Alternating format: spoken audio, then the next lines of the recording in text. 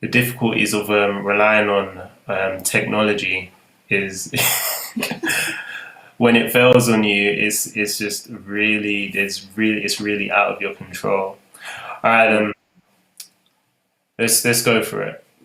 So yeah, could you just Your roll with that question. again? So obviously, I just asked is us as parents, we can find it very difficult to connect with our children, and we can see that our children are going through certain trials and tribulations, but we might not know kind of how to kind of gauge or connect with our children, and a lot of our children need like a build up of confidence so that they can kind of then go on that journey of self determination. Is there anything you can kind of impart with parents as to how to kind of tackle those issues, like where you can see your children just are struggling with their confidence, or just you need a kind of added push with the topic of self determination? Yeah, great question. So disclaimer, I've never been a parent. I'm not a parent yet. I have been a son, so I can only put it from that perspective. I think my parents did the best that they could when it came to me. Obviously, you all learn, and you know, as you get older, you reflect and think, could have done that differently on both sides. But I think fundamentally, it comes from a place of just trying to connect with your child, trying to make sure that you know you're present for them when it comes to some of the conversations, some of the challenges that they might have, not coming from necessarily the I'm the parent, you're the child, listen to me. More so, just trying to speak from an authentic place. I feel like me and my parents have had these conversations. I felt like if I'd heard a lot more of maybe some of the struggles that they had growing up, like authentically, like it would have maybe changed the dynamic in how we engage with each other, because I feel like sometimes what happens is there's a kind of barrier put up in between the child and the parent, where the child can't come to the parent with everything, and so therefore they start getting the influences from outside of the house, and that's a problem because these people you can't guarantee that they've got the same principles as you, that they're coming from a place of love, that they want to protect and support your child. So I think it's important to really try and make sure that you have an open space in your household for conversation where the child can also see you struggling with certain things, um, and you know being authentic in that space and saying to them, look, you know what, today's been a hard day, or you know we are struggling with money a little bit, but it's not going to be like this forever, whatever the situation may be. And I also feel like when it comes to parents, sometimes I think I said it before we cut off is how can you expect your child to be something that you're not doing?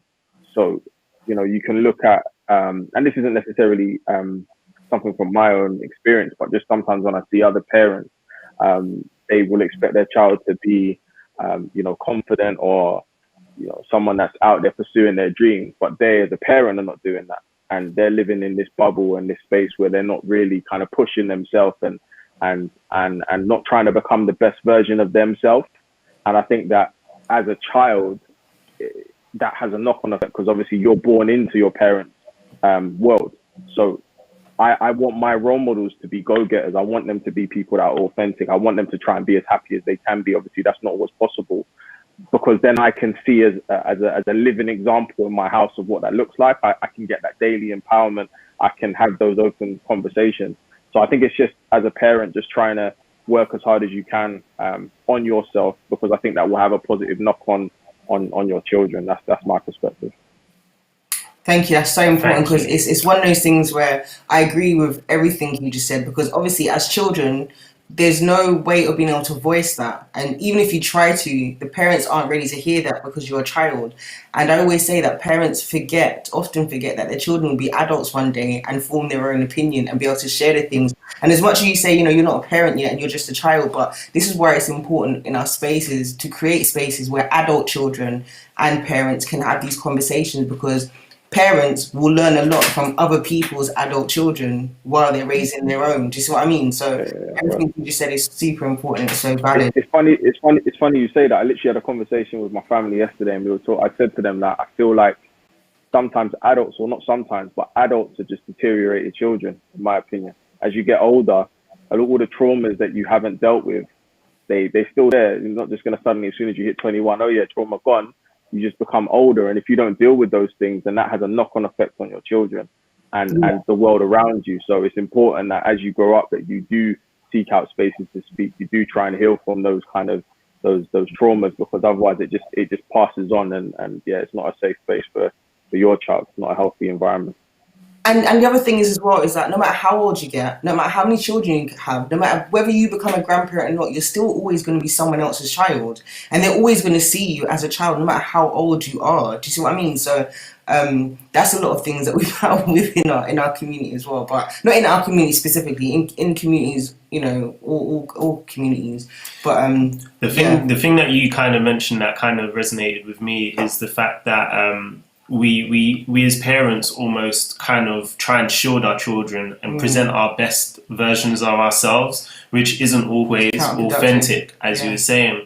And because your children have never seen you go through struggle, or never realized or had that conversation with you to know that you've been going through difficult times, when your child goes through difficult times, they then in turn don't know how to communicate that to their parents. And it's almost a self-perpetuating kind of cycle where we're not communicating with each other as to our difficult times that we may be going through, or when we might need support.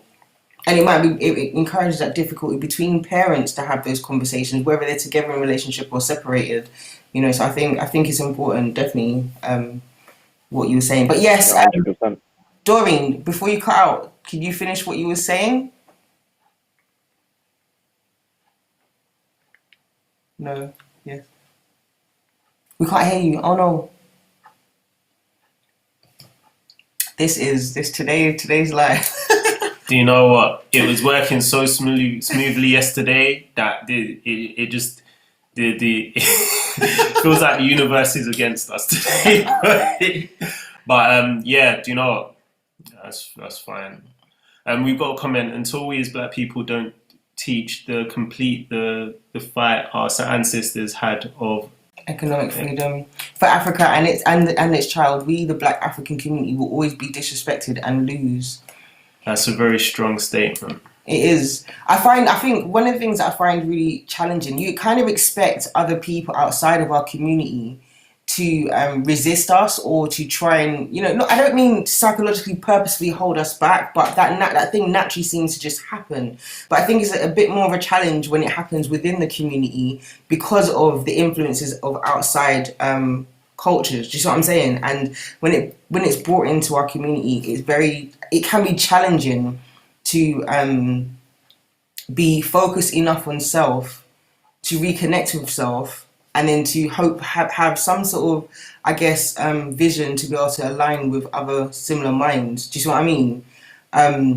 So I think the conversations I have with people tend to be that a lot. Like, how can you be your authentic self? How do you even know what your authentic self is? Especially when you've been influenced by so many other people. Can we hear Doreen? No, I'm not sure she is. We can't hear you though. So Mani, with regards to self-determination, what kind of experiences have you had with working with the youth, where you've kind of worked with a youth on a project and you've seen the change in is there anything where, like, there's been that light bulb moment where you see it click within a young person, and it's like they actually start to kind of get drive within themselves? And how has that experience kind of played out?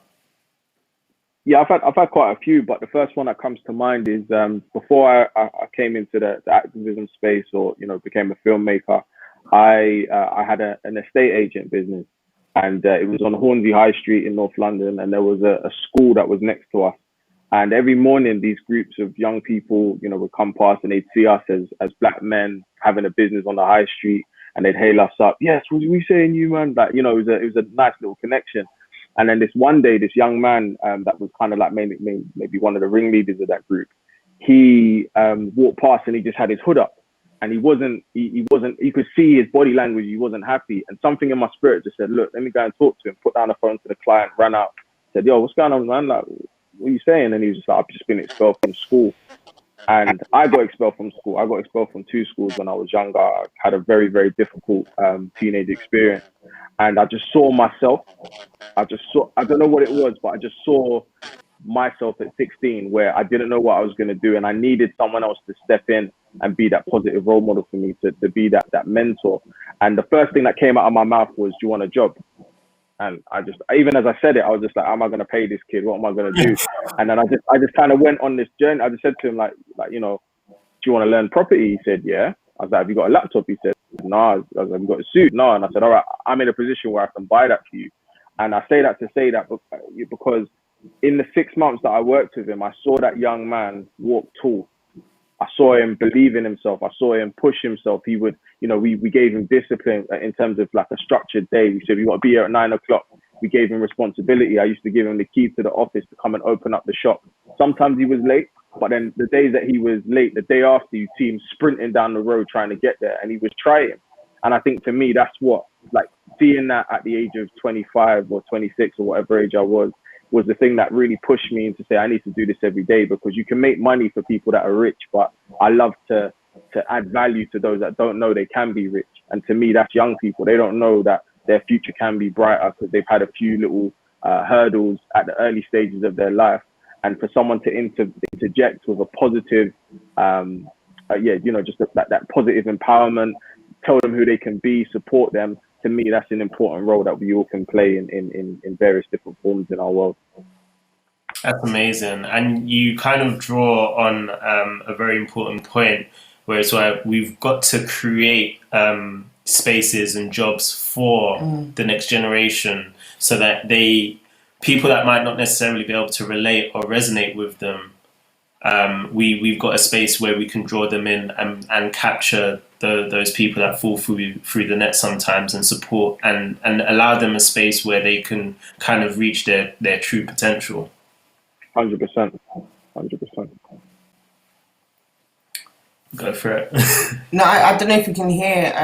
If Doreen can hear us, or she. Can you hear me? Yes, Yes, we we can. can That's hear you. awesome. Thank you so much. You can hear me? Yeah. Yeah. No? Yeah, we can. We can. We can. I Do you think the remember? most important thing about... You're right, brilliant. I'll say it quickly. I'll say it very quickly.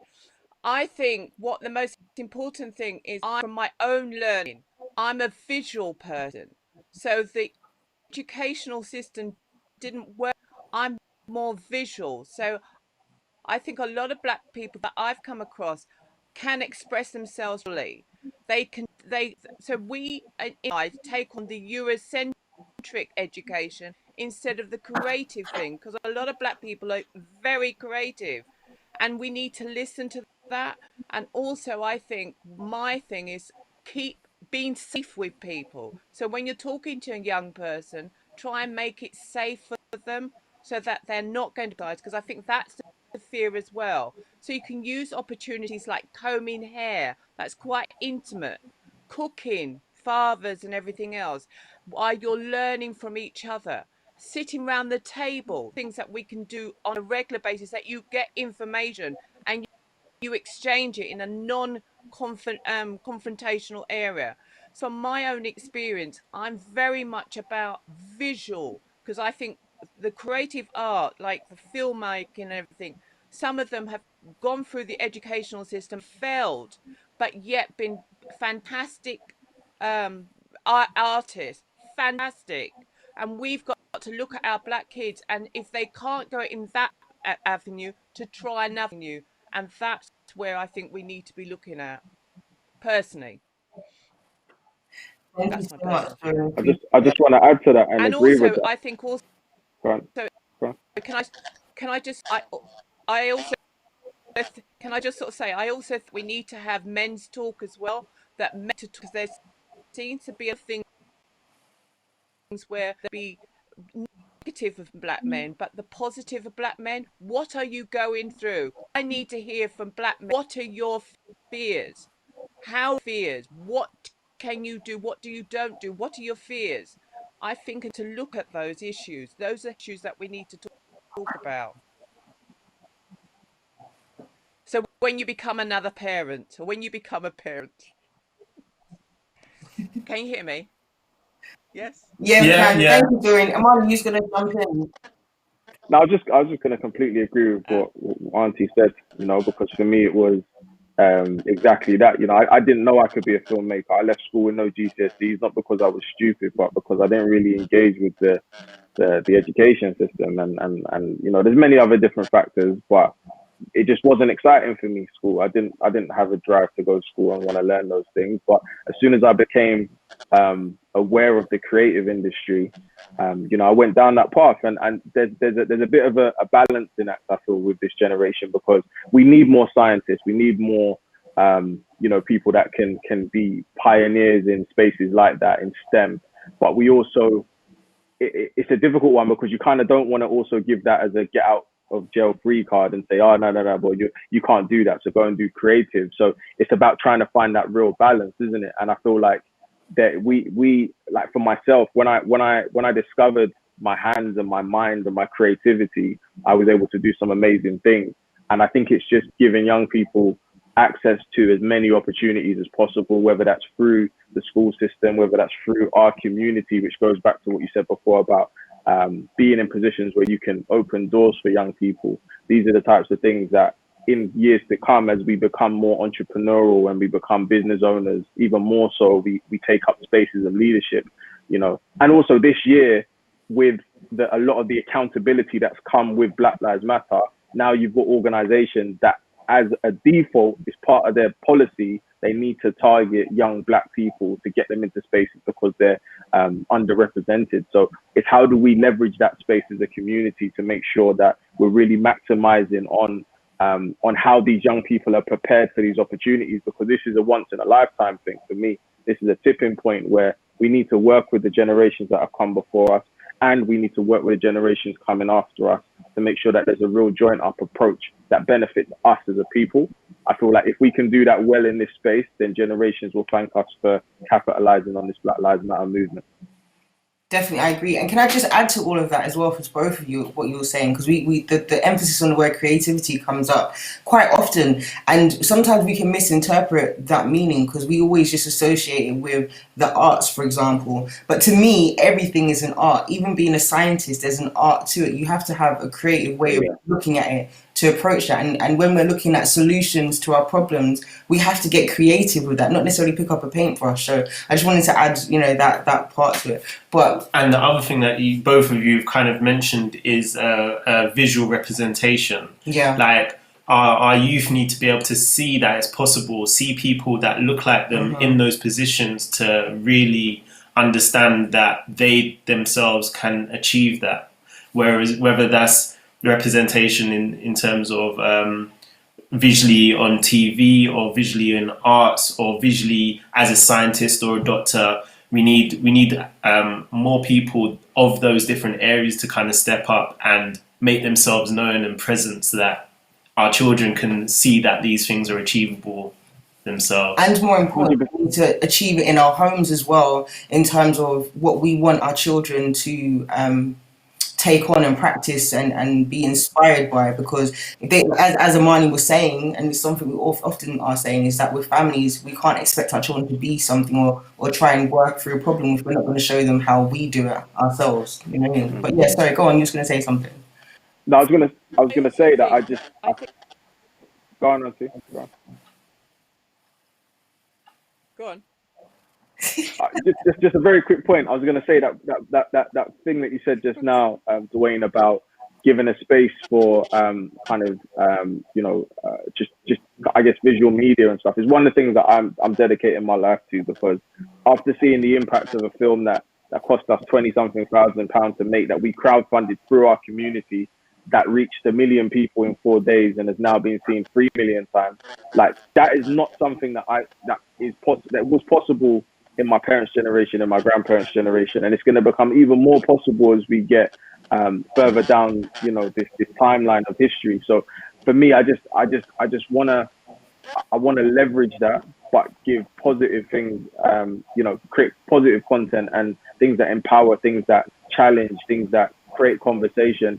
And so, yeah, it's one of my life's missions. It's something I've had on my heart for a while, but now that I've seen it tangible, or as a tangible thing, shall I say, you know, I'm really, really working on that. So watch this space. Yeah, Dorian, you were saying. I can say also, I think what's one of the things that I think is all quite, I from my own experience, is not talk our own language, that we have into the language of what is acceptable, and therefore to say if we're not got 10 syllables, one word, for instance. And I think we got to be we should allow people to speak in their own tongues. Do you know what I mean? Because I think that inhibits people from not actually speaking. It's about, if you want to say something, you should be able to say it. And when I went into university, the one thing that I got blown did is when they started to throw out all these jargons, and you have to question them and say, well, you know, this is my, so not to be frightened of your own language. I think it's really important to encourage people to, your language important, no matter how you feel it's simplistic, it's important because you've got the passion behind it. So I think language is important for our Black people, that we need to be able to express it in any form that's necessary without using the F word, and that, which you come out of frustration. Do you know what I mean? The F word becomes frustration as opposed to relaying it. So to be able to express it is one thing that I think is really important. I think it's, you know, so I try not to, although I will use the F word quite a lot when I get really pissed off, but practice sounds talk. But The thing is, it does bring it up is a out of very important point. frustration, and that's the quickest word that comes, that sort of whatever. But I'm trying to use words that are just as powerful, and it's been able to stand even the voice, the volume is high. I think it's about that, and being able to stand in your own space, if that makes sense. Yeah, it does bring up a good point, and not necessarily just like speaking another language outside of English, but the youth to a certain degree can speak a different language when it comes to slang and what have you as well. So us as parents, we shouldn't be judgmental and harsh on them, because that can affect their self-confidence and their determination. So having a way of being able to kind of communicate and not chastise people for not chastise the young, especially for not speaking in Queen's English per se, but in just allowing them the space to be able to communicate whatever is on their heart. But Do you know what? Do you know what, Dwayne? I want to add to that. I agree with that. I do feel though that there is a balance, as with everything in moderation. yeah, Because there's some young people I talk to, and I'm like, bro, that you can't talk like that in everyday life. Like I get what you're trying to say, but Yeah, yes, we I need to understand. have those sessions Yeah. where you need to have those sessions where you encourage it, because this is all about adapting, right? You can talk how you want to talk. We've got you know, those from the Caribbean or from Jamaica, where I'm from. We'll talk patois in our safe spaces, and then we'll go out and speak. Do you know how many times, like my mum, my grandma, talk to you in a certain way, and then the phone ring, hello, are you doing? You know, they switch up. Like the young people need to learn that as well, because yeah, we live in England, and unfortunately, there's a lot of bias that comes just from looking at a Black person, especially a Black man, and that's unfortunately outside of our control to a certain extent. But we also need to know how to play the game, and we also need to know that when we go into spaces, if we kind of have certain mannerisms, it's going to be a barrier. It's not yeah. something that you can't overcome, but it's going to be a barrier. So in order to increase your chances and allow the odds to be in your favor, it's about learning how to adapt in these spaces and know how to talk to people outside of your community, and talk to people that are older than you, and talk to people with a different opinion and listen, because I think that adaptability is what will allow us to continue to progress as a people. I hear you. Yeah, I hear you. I hear you. I agree what you're saying, and I also think on top of that, I think what I've learned as well is to travel. to encourage our youth to travel, because what happens when you travel to other countries, we have an assumption that all black people come from one perspective. And when you travel, so like making connection to people in Europe, I think it's amazing. Europe, Russia, there's a big community in Russia, or realistically, so we need to travel, because when we see our difference. And that's another thing that we learn, because when we talk, we make the assumptions that black people, Jamaica or whatever, well, actually they don't. So we need to communicate in a different way. Do you understand what I'm saying? Because I know that there's certain black people I have nothing in common with. Let's be honest. And there's black people or white people I probably have more in common with. In a sense, I think traveling is really eye-opener, really gives you a perspective of yourself, how black people are seen and viewed, and how we ourselves have a negative view about what black people are. So when I first met a person that spoke Scottish and they were black, I'm like, oh, what do you mean? Like, you know what I mean? Like, you have the assumption, what, and they're speaking. What's so interesting, they spoke Scottish and they spoke patois at the same thing, but it was really strange. Or somebody from Russia and they're speaking Russia like, let me tell you, China, I've got in Japan, you just think, what? So black people are all over the place. We just need to be traveling, get our little rucksack, man, and take our picnic them and just go and see the other side of the world and see what black people are doing, because they're rocking it. Let me tell you something, it's incredible. So, I haven't got any kids.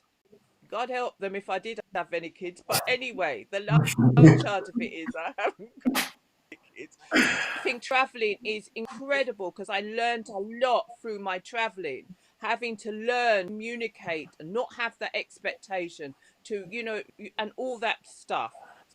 We need to. So, and oh, by the way, there's a new direct air flight from Nigeria to that one. Yeah. It's cool. Is it Peace Airlines, right? Oh, no, I didn't. I didn't know about the connection with Nigeria and Jamaica. I knew about Ghana and Jamaica. Yeah, but they're going wow, from Nigeria straight to Jamaica. Peace Airlines. I'll check that out. That's heavy. But yeah, we're gonna wrap up. Thank you guys for taking the time to have this conversation. Amani, continue doing your work. If there's any way we can support you, we're here for you.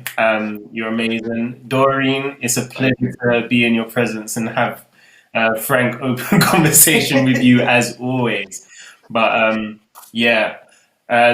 again, for the rest of the week, well, for the next 5 days, we'll be having our live conversations at 11 o'clock. So we'll be here again tomorrow with another set of guest speakers. So for all our followers and listeners out there, please join us again tomorrow. Thank you very much. Thank you for having us. Thank you for all that you do, guys. Okay. Much love. Bye.